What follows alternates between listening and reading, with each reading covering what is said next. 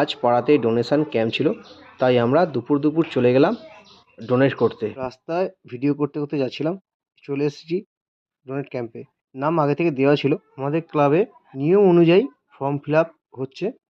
এরপর আমার pressure check হচ্ছে, যে প্রেশার ঠিকঠাক আছে কিনা, শরীরে কোনো সমস্যা আছে কিনা সেটাও জিজ্ঞাসা করলো ডাক্তারবাবু আমাকে, যে কোনো সমস্যা আছে কিনা। যা যা চেক আপ করে সমস্ত রকম চেক আপ হলো। চেক আপ করার পর ডাক্তারবাবুরা জানালো আমি ডোনেট করতে পারবো। এরপর আমাকে এক গ্লাস জল দিল, জলটা খেলাম। জলটা খেয়ে ফর্মটা নিয়ে অন্য একটা ডাক্তারবাবুর কাছে গেলাম। সেখানে নিয়ম অনুযায়ী সাইন করতে হবে আমাকে। মনটা একটু অস্থির হচ্ছিল, আসলে কোনোদিন আমি ডোনেট করিনি। তো আমি ছিলাম সবার লাস্ট, সবার হয়ে গেছে, আমি ছিলাম লাস্ট ক্যান্ডিডেট। সাইন করার পর ডোনেট করার জন্য যে বেডটা ছিল, বেডে গিয়ে শুয়ে পড়লাম। শোয়ার পর ডাক্তারবাবু হাতের মধ্যে একটা রাবারের বল দিল, বলল বলটা তুমি বারবার হাতে করে চাপবে। তারপর হাতের মধ্যে একটা রাবার ব্যান্ড লাগিয়ে দিল।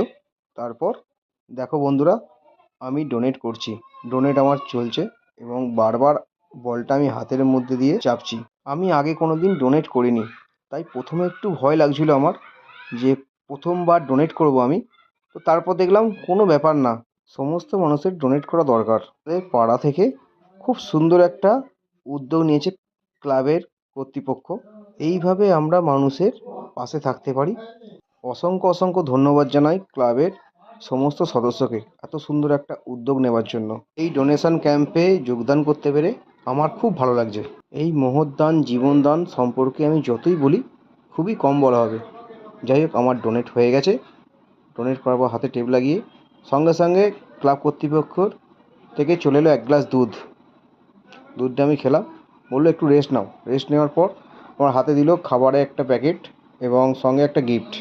তো নিয়ে চলে এলাম। সকল বন্ধুর কাছে আমার অনুরোধ, এই ধরনের ক্যাম্প অনেক জায়গাতেই হয়, তো সম্ভব হলে অবশ্যই যোগদান করো।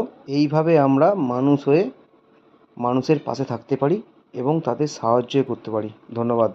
আজকের ভিডিওটা এই পর্যন্ত ছিল। টাটা। ধৈর্য ধরে আমার ভিডিওটা সম্পূর্ণ দেখার জন্য তোমাদের অনেক ধন্যবাদ।